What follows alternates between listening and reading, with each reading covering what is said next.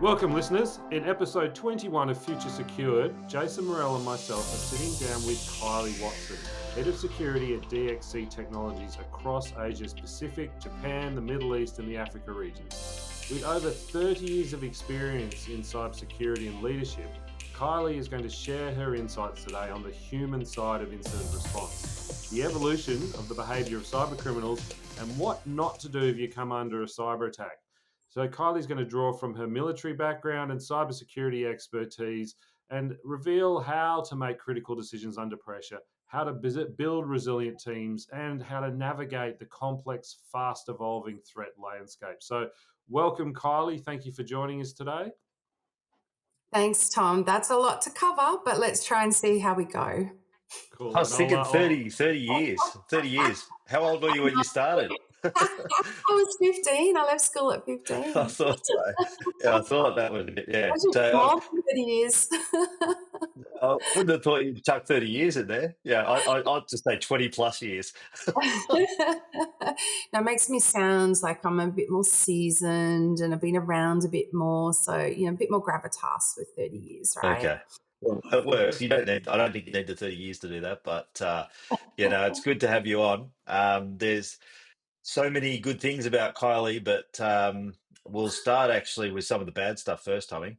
30 years, right? No, but going back, it's a long journey, right? And I think if you go back to, no one sort of started in cyber 30 years ago because it wasn't really cybersecurity, right? So how was that journey into it? Because I think, it's actually interesting one from you, how you've gone, the people you sort of met along the journey that sort of pivoted you and bumped to where you get to now, because you've got a pretty big role now with DXC and basically covering half the globe. But how did that start? Give us. Yeah. Well, no, I didn't say half. I say half, right? Don't talk yourself down. You're talking 30 years now. You've got to talk yourself up, right? So we'll say half the globe and the important part of the globe. So tell us how it sort of got there, because I think your journey is a really interesting one, and there's a lot of we always try and promote females in the industry as best we can. I think you're one of the best examples of that. So and we've had good conversations on the side. So there's a lot of stuff I want to cover with. Like on panels, I remember when I was back at cyber and you were talking about your daughters and talking about, how, coding, people drop out at year 7. There's a whole lot of stuff, I think, that you're an interesting case study in so many ways. But give us your journey and how you sort of got to where you are now, because that's, I think, a really cool story. Yeah, look, I think we could talk for hours about it because it is just over 30 years, right? But I like to break it into sort of 3 segments. So there was the first kind of 10 years of my career, which really is defined by, the fact that I left school at 15 and ended up having a number of very interesting jobs, which is, again, a whole other podcast session on those jobs. But one of them was working at the Goulburn Jail as a clerk. So they'll give you an idea at 15 years of age.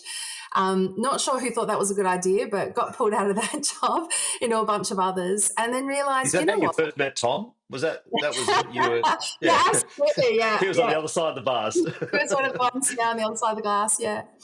But I realised, in that year that I had off, so I left at the end of year 10, that I really wasn't going to get where I wanted to go, and I was exploring the world.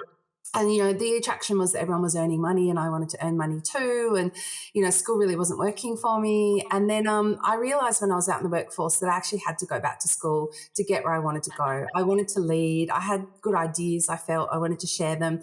And I wasn't being listened to, at 15. Who's going to listen to a 15-year-old telling them how to change things in the workplace, right?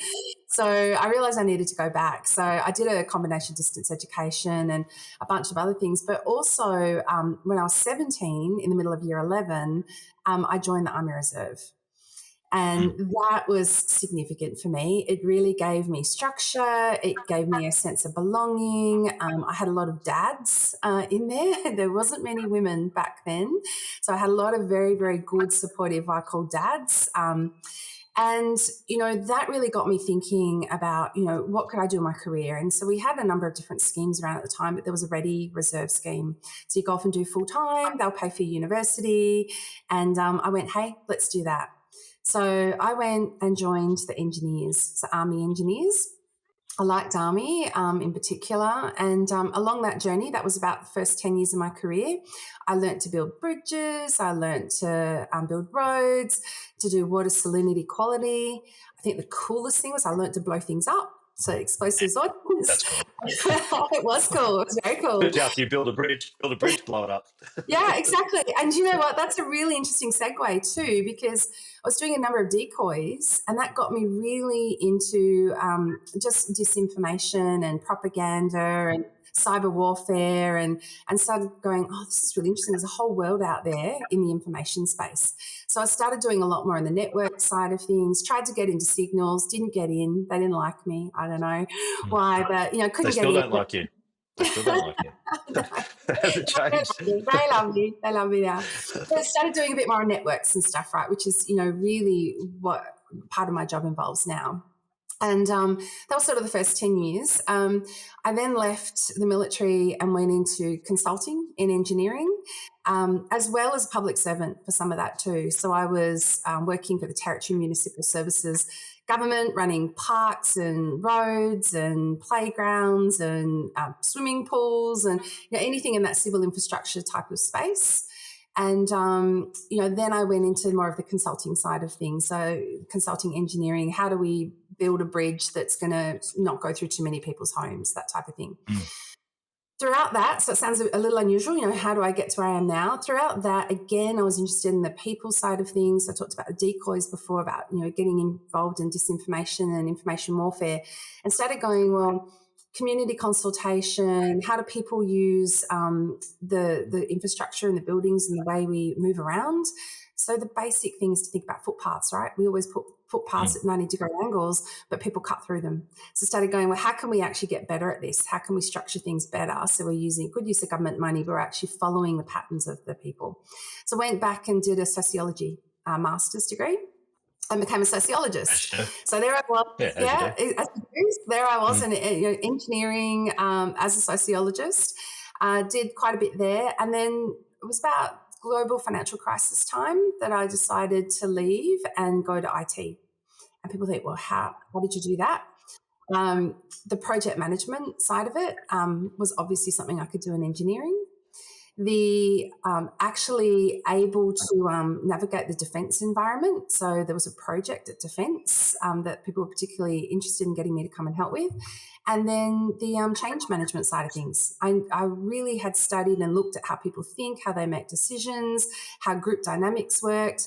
And they said, well, we want to put this huge software into Defence, 100,000 users, and we need all of those things. And I was like, but I know nothing about software lifecycle development. Like, I don't even know the product that you're putting in. And they said, yeah, but you know everything else, let's give it a crack. And that was Hewlett-Packard, who evolved into DXC, where I am today. So they gave me a chance and absolutely loved it, nailed it, and went into the IT side of it. And then as part of that, really interestingly, we weren't given access to the back end to be able to migrate some information. So we got an ethical hacker into my team. And that was where I truly went, oh, cybersecurity, that's something I really like. And we had to work with this ethical hacker and all of the approvals that we needed to make sure he didn't get locked up for accessing the back end of defence systems. Right. So that's when I started going on the whole cybersecurity journey and started training and qualifying in and getting involved in that. So that's a few other places I've worked, but that's where I am today. That's a long spiel, isn't it? Over 30 years, probably deserves one. Very, very cool. So, look, I just want to dive into some of these really interesting things that I've seen you speak about. And so maybe if you could just tell us some of the high pressure incidents that you've led and how you kind of use that degree and the kind of like following the pathways of people to help, navigate these, kind of cyber attacks and things like that. Yeah. Look, obviously I need to identify a lot, but it's interesting because they all sort of follow a similar pattern of just being able to manage people and getting them back on track and looking at what are we trying to achieve here? Like, what is the real threat and quantifying that? And then how do we mitigate that? And then what do we do to wrap and clean that up? And it's not that different to some of the stuff that we do in the military. But things I've worked with, being ransomware in a very large bank, suddenly finding code embedded in that no one had seen. So it'd been sitting there for a few months. So really unusual, right? Like someone's gone and put a ransomware message in there. So have they exfiltrated the data or not? And they're needing to go in and have a look and then, scan the dark web. But of course, the bank is in panic mode. There's PII. Have they been compromised? Have they not? How did we not get a message? Everyone expects a message via email or a phone call or text message, but no, it was just embedded sitting there in the code. And data had been exfiltrated. It was a very, very sophisticated, and they always say sophisticated, but I think it was a sophisticated criminal because they were getting away with it for so long, lurking in the system, taking out the data, not getting caught, and then selling it on the dark web and making quite a mozza from it. That was one. I think another one, a large manufacturing company, that was an interesting one, a training portal had been, open to the internet, and it was password protected. But let's just say I said to them, what was something like password 1234, was it? And there was silence on the phone. I was like, oh no, okay, really? That was a backdoor to the manufacturer. It still happens. Like, hello, I was just joking. And it was like, I think it wasn't that. I think it was the name of the company, 1234. But it goes to show that we still haven't got it right. And that was one in particular where, again, we had to go and search and say, has it been compromised? What are they trying to get? And that was an IP one, so intellectual property. It was a competitor trying to get in there to get all the data and all the information so they could then go off and replicate a particular prototype that this manufacturing company was doing. So really different, right? You're going from, criminal cyber gang type stuff to going, IP, which we don't hear so much about. It's always down on the lower level of threats. And of course, nation state stuff. But there's also one that really sticks in my mind was a government one during COVID. And you might guess who this is, but a whole bunch of anti-vaxxers getting access to the vaccination certificates that we were being given when we went and had our little jab. And they were able to extract the official government records, modify, change them, upload them again into their Apple Wallet. So just being brought in to come and mitigate that. So is that a cyber threat? No. Is it national security? No. But it's still a compromise, right? It's still a breach of civil society and the things that we're trying to achieve and protect here. So a bunch of different things in there. And of course, the nation state stuff you can never talk about. Right? So you can guess what that is, but they are more prolific than what people think. And I do talk about that a little bit in terms of fifth frontier of war. There is a lot of activity. I'm very nervous in mentioning countries, just in my particular role, particularly the region that I look after. So we'll just say there's a lot of that too that I've had to deal with. That's funny because, you can't mention anything. I'll say something, and it's probably going to be right bang on. But I was on a panel with Chris Krebs last week. Who used to be CISA and is Sentinel-1 now, and he said there's 500,000 outbound attackers coming from China. As a nation state that are outbound, and their main focus is actually just the average citizen, really, or the smaller end of town, because they feel they can make more impact targeting that rather, although they do go for infrastructure targets. The main thing they want to try and hit is these sort of more junior targets, because if you can sort of put the fear of God through them, then it has more of an effect, going through there. That's a lot of people, isn't it? Like when you think about the work ethic of the Chinese hacker as well, they're not doing 9 to 5, Monday to Friday, and having 4 weeks off a year. These people are working, consistently around the clock, pretty much double shifts, 6 or 7 days a week, and sleeping on premise to do these sorts of attacks, right? So we're coming up against that. The other thing interesting you mentioned there, Kylie, is that, a lot of these attacks, we think that it's sophisticated, but often, unfortunately, it's still a lot of just the basics aren't being done, whether it be passwords, multi-factor authentication and stuff like that. So we often hear about these attacks and people are like, oh, gee, we got attacked. But when you do dig down in the weeds, as you've done a few times, and I've seen multiple times, unfortunately, it's just the basics. It's the 101 of cyber is still not getting covered. So what are your key tenets when you're sort of saying to anyone, where do you start? Like, strong passwords, multi-factor authentication. What are you sort of saying as a foundational, and what are you building upon from there? Yeah, just to go back first to Krebs, so I heard him speak as well, and I thought that was really interesting that he also inspired me to go off, and it was about 2 days later, pop out a thought paper based on national Mm. security and zero trust, right? And I think the thing that really Yeah. hit me was how he talked about how China has been preparing their military for the last 20 years. So regardless of where Mm. the threats may or may not come from, you look at the current geopolitical environment. We had Mm. Syria only overnight, a few nights ago, come tumbling down. So we're living in really interesting times. So definitely some good points there that he had. Look, for me, I like to look at the human factor. So everyone always says, that humans are your greatest weakness. I really don't think that we're a weakness. I think we're a strength. And I think people need to do a lot more in that space. So using a lot of behavioral economics, a lot of nudge theory to be able to get people to make good choices and just raising awareness. And there's a whole bunch of change management models out there. A lot of organizations don't use them for cybersecurity. They probably Mm. should. But they're things like there's a thing called the ADKAR model. If you've come across that, it's a change management methodology. But Mm. it basically says you need awareness in order for people to change. You need a desire for them to actually want to change. What are the benefits of that? You need to actually have the knowledge on how to change. And that might not necessarily be training. It could be on the job, user guides, whatever.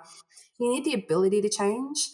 And that was one where I used to struggle with, well, what does that actually mean? Well, I remember working with Army once, and we were putting in some software in there, and then they all got deployed. And then suddenly there was not the ability to actually do it because that whole unit that we're working with got deployed.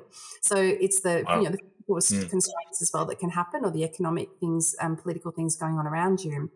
And then there's the actual, they say sustainability, but the repeatability, being able to get out there and make sure that it's sticky.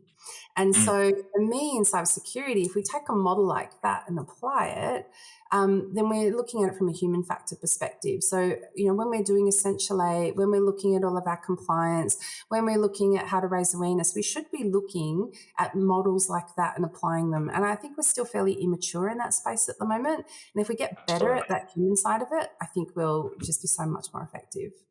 Yeah, and I think you did a really good presentation at the recent cyber conference that I was lucky enough to get in on. And it was interesting where you sort of sat cyber in that hierarchy. We talk about, I mean, Syria, we don't know what they get replaced by. Often there's, Yeah. a group Mhm. that's not much better, unfortunately, that might be stepping up to the breach there. So we don't know what happens there. But your talk on that, and when you sort of look at the Ukrainian Russian sort of conflict that started online before it actually started in any sort of physical sense with people shooting at each other.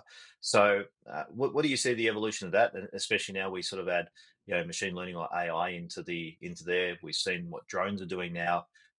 It has changed warfare to, and we talk about the Terminator scenario, but there could be, if you look at what China are developing in the background in other countries, is that it becomes a more of a robotic warfare and an online warfare Mm. than anything to do with any physical casualties in in a physical sense, but it could have more dire consequences. So where do you see that sort of sitting in the hierarchy and looking Yeah. forward?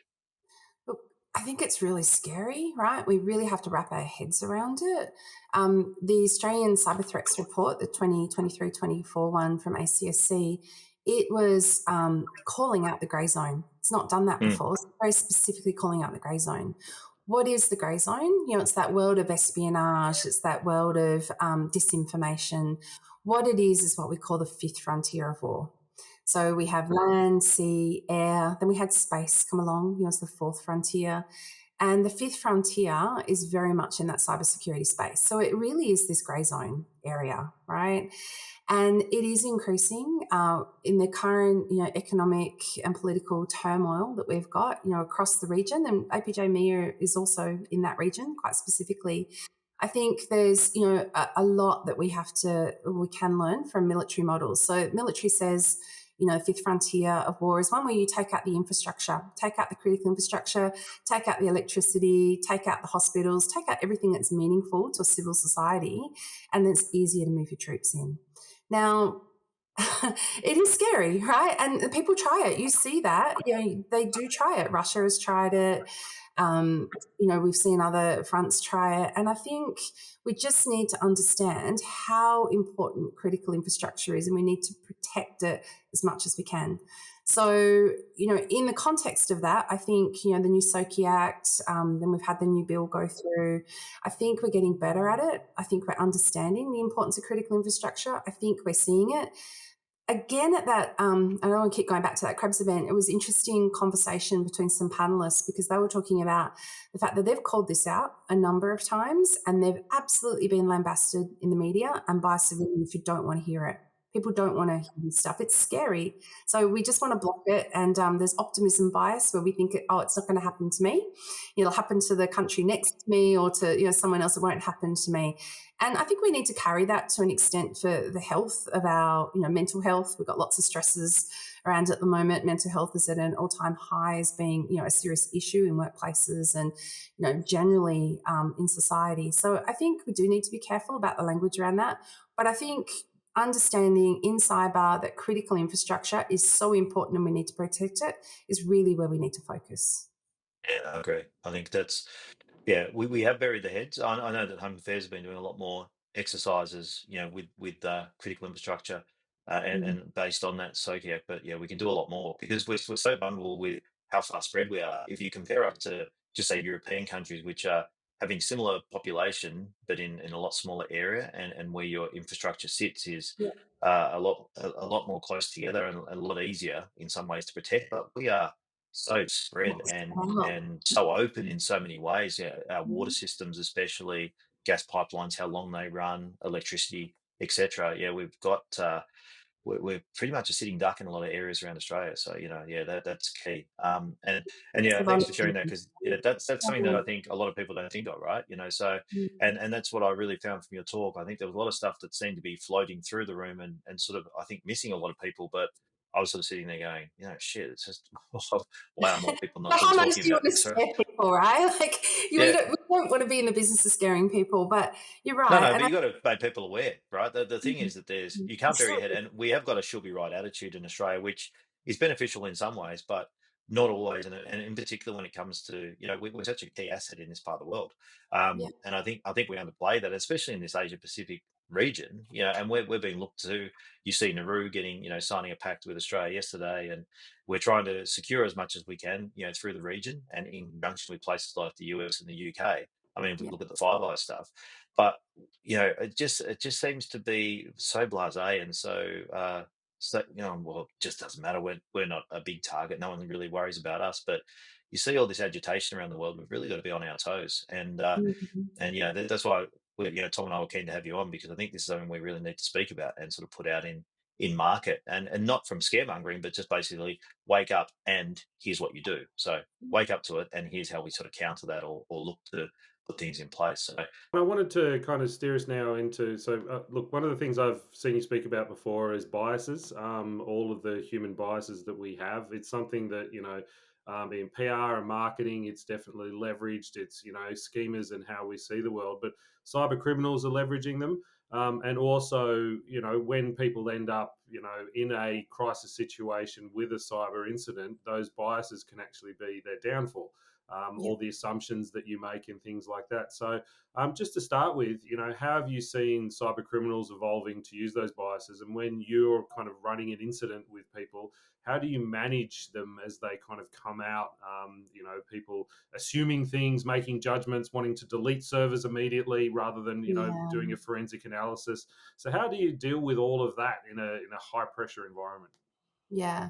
Look, there's a lot that goes on in those environments, right? And I think the number of biases, available, there's things like availability, where you'll just trust the information that's coming through to you that's available to you. So you might not necessarily make a good decision because you're not taking a step back and looking at all the other factors that you could possibly be looking at. I mentioned optimism bias as well, where people often, particularly tier two size companies, and we've got a lot of issue with small to medium businesses don't have the money for this as well, or the awareness, where they're a bit like, yeah, it's not going to happen to me. It'll happen to the business next door, right?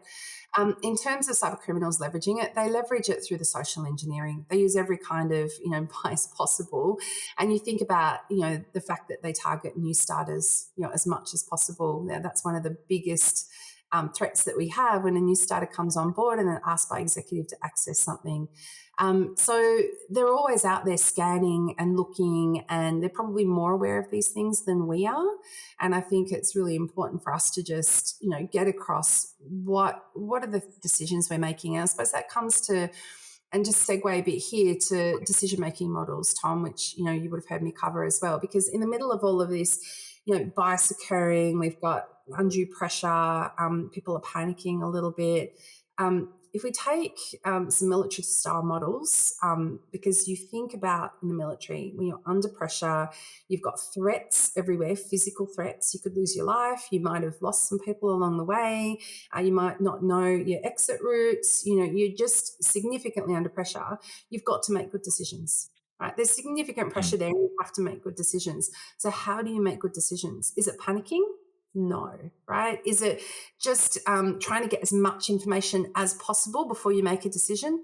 Maybe not. It could be just relying on the data that you have there and then, because you've got to move quickly.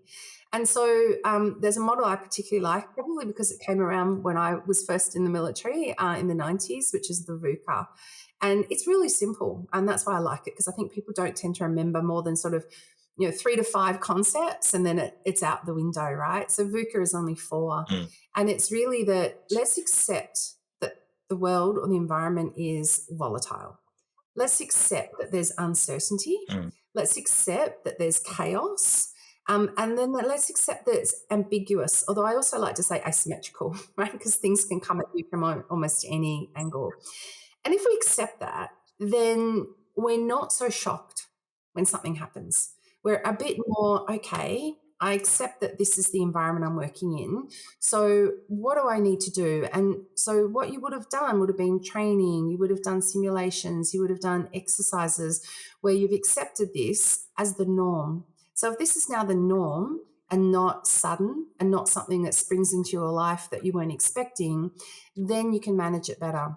And so if it's the norm, the volatile then means, well, what's our vision? What are we trying to achieve here? So that stops you suddenly panicking and deleting servers because, the criminal's in the system, let's just go and delete everything.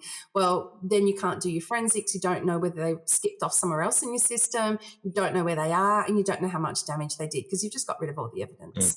So, what are we actually trying to achieve here? We want to find out where they went, what data they have, what they're doing with it, how they got in there. We want to collect all that data. So we want to maintain the forensics a bit like a murder scene. My eldest daughter's studying criminology, right?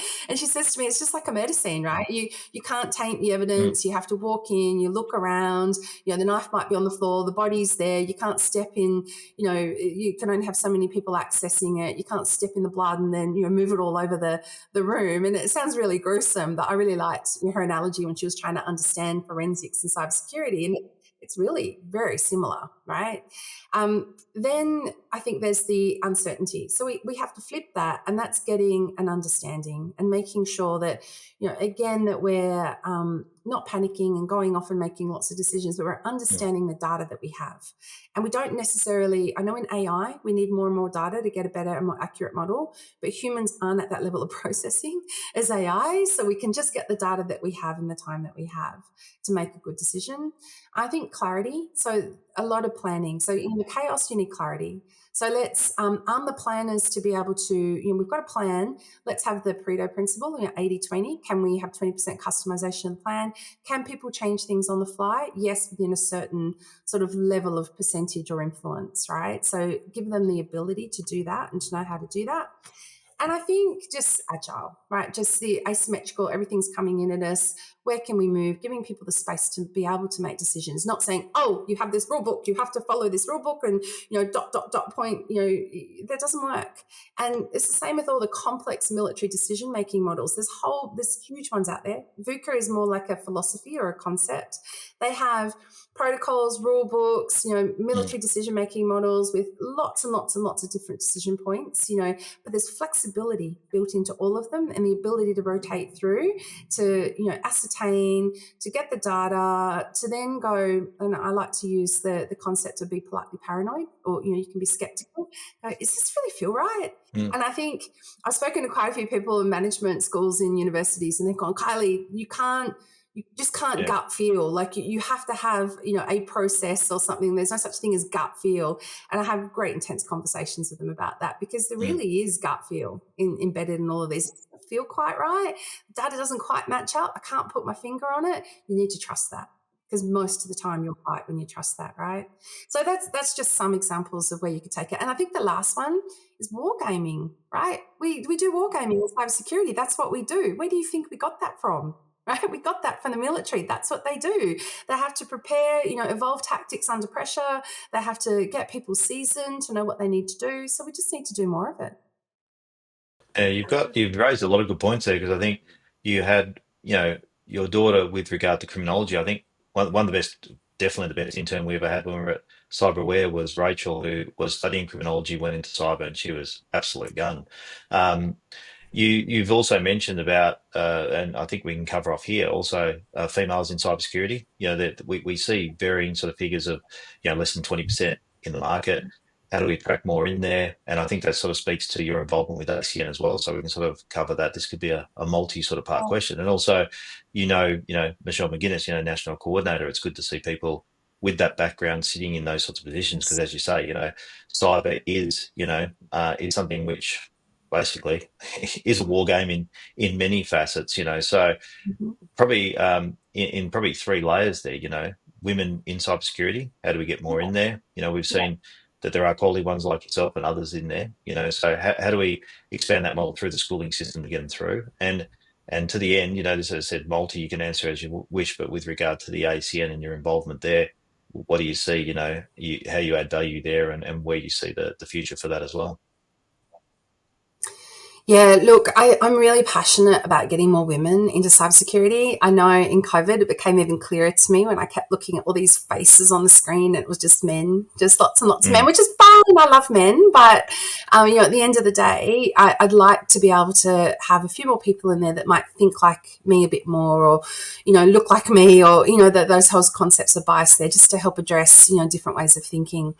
I'm always, and I think, Jason, you and I were on an event, like it might have been 6-7 years ago, I can't remember, but we were talking about how to recruit, women into cybersecurity. And I particularly was successful in getting people again to think differently. So women studying psychology, they can come in there. There's so many different roles for them. People with a background in law, coming over to the cyber compliance. I had a conversation with someone yesterday about, they do great in GRC. In accounting is really interesting, because in accounting you often learn R, which is a semi-coding language.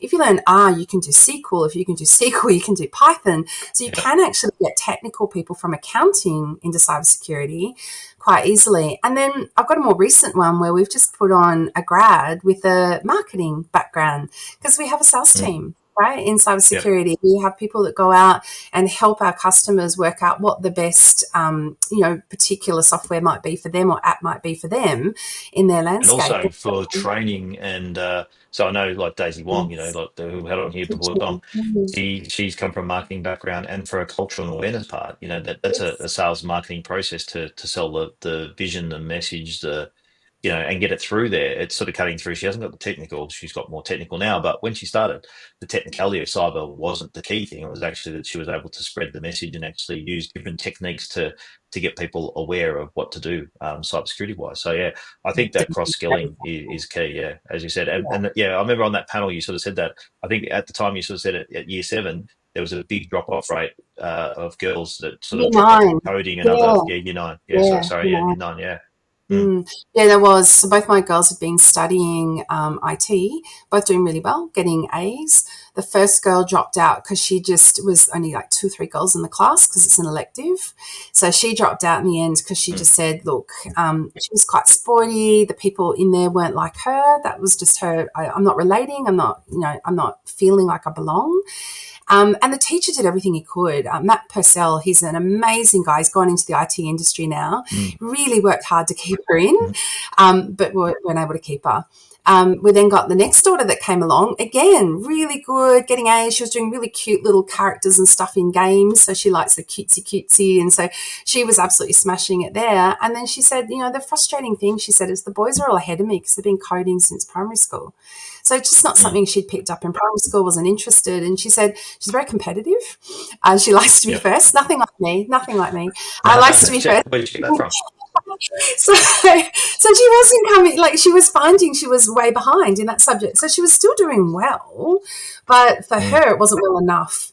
And so she then dropped out. And I remember talking to Rachel Noble about it at the time, and she said, because she had a child at the school previously, and she said, look, don't worry about it. It will be okay. Like there are other methods and ways for them to get into cybersecurity.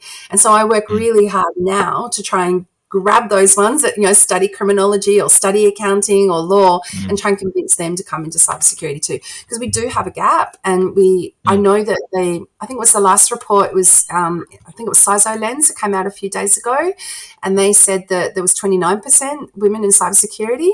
And I looked around and I thought, well, where are they? Because I'm not seeing 29%. It's getting better. Every year it's getting better. It definitely is getting better. The Women in Security Network helps with that. And I think going to ACN, that part of your question, I think we can help with that too, right? I think it's something that we can raise the spotlight on. We can get awareness. People still don't know how they can find women in this space. Even in my team, I started in my current job in February, and I had to push the team. I was getting lots of male CVs.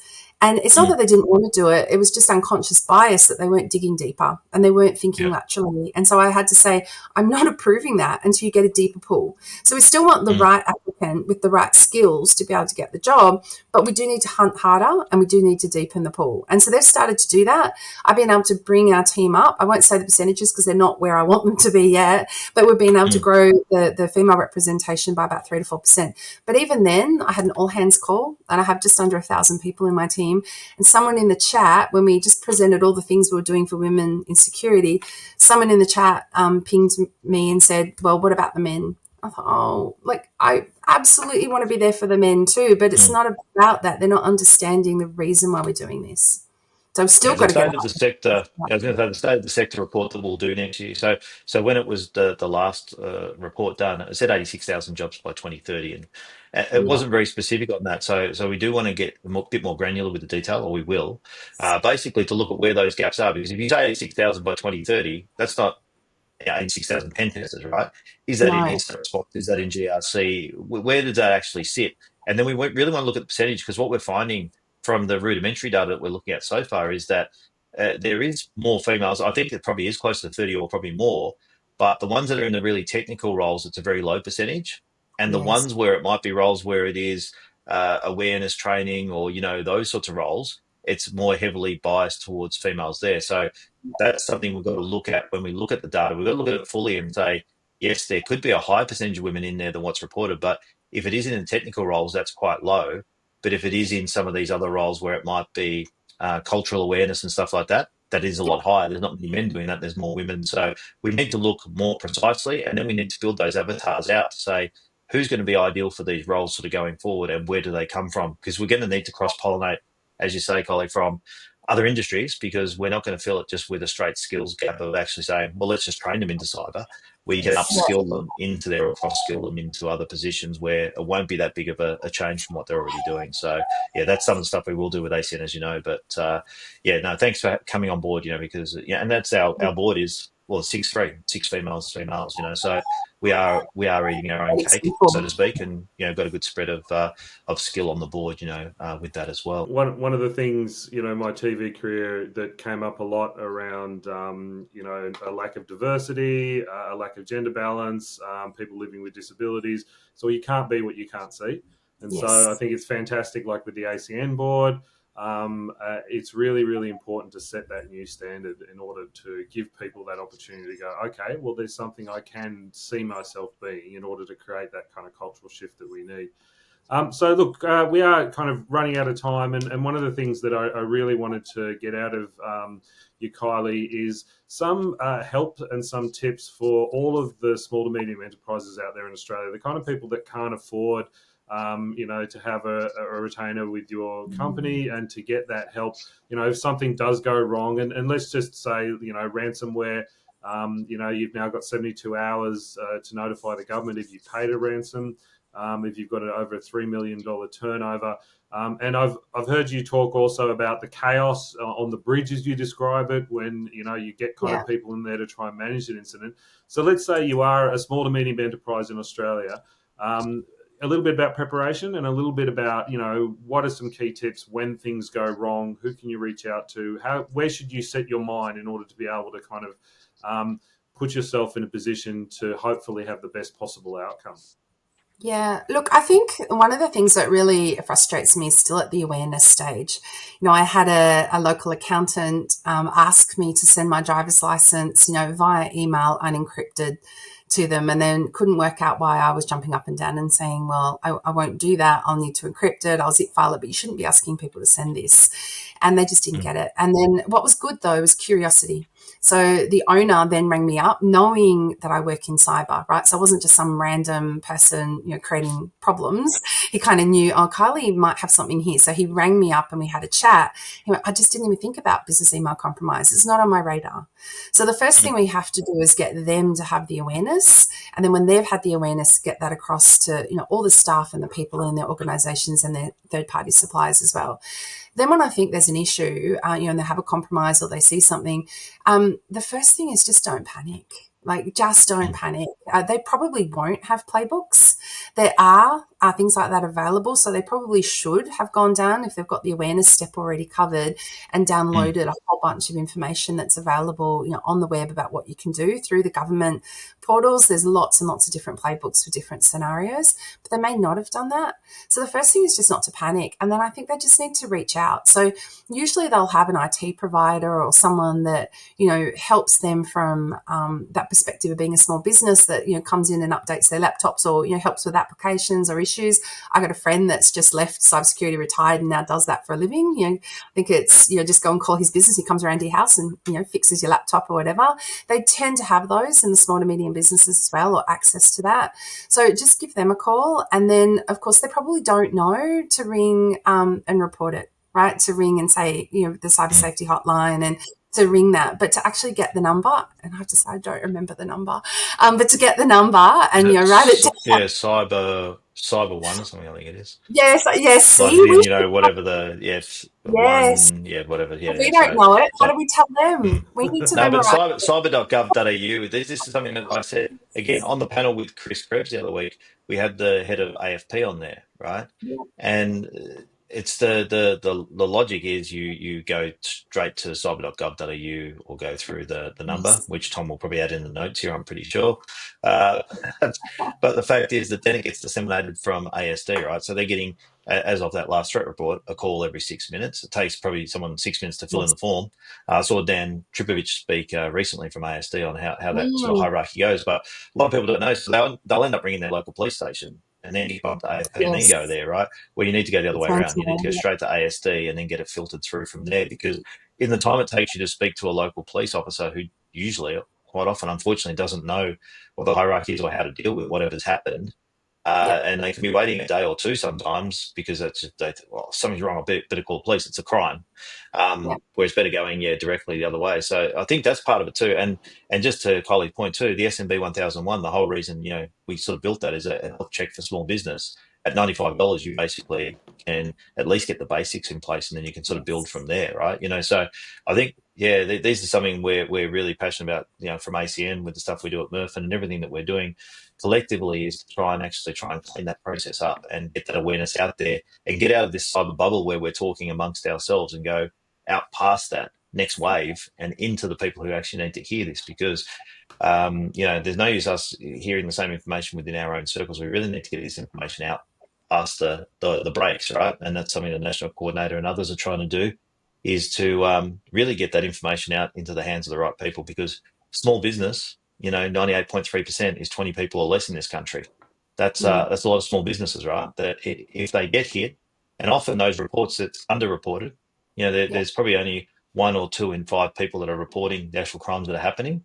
And even if it's, just a small crypto thing, someone's hijacked someone's Insta account or something like that, might only be $500 or $1,500. People think, it's not that much, I won't report it. Each little rats and mice thing adds up as well. So I think we're getting an underreporting issue at the moment. And I think the the problem is a lot bigger than what we're giving credit for. So yeah, if we can get some just real simple things and low cost things in place, I think it's going to make a big difference. Yeah, I think there's that, and there's also trust, right? There's trust in government, there's trust in society, and at the moment, trust is pretty low. Very low, So, yeah. I've got a contact who has 5 health clinics. He's a doctor, and he just pays his ransomware. It almost comes through almost clockwork. Once a year, he just pays it. Right, so now he's going to have to report that once he's paid it. But for him, it's cheaper paying that than it is putting on an IT person. Right, he's got a pretty good business manager that able to do a bunch of IT stuff, doesn't quite know how to deal with those types of threats, so he just pays it. So it'll be interesting with new legislation that coming down to that. Hopefully, that can stop that kind of behaviour. But I think at the end of the day, we need trust, and the government's doing everything it can now with the the appointments that they've made, significant appointments with Michelle and, Minister for Cyber and others.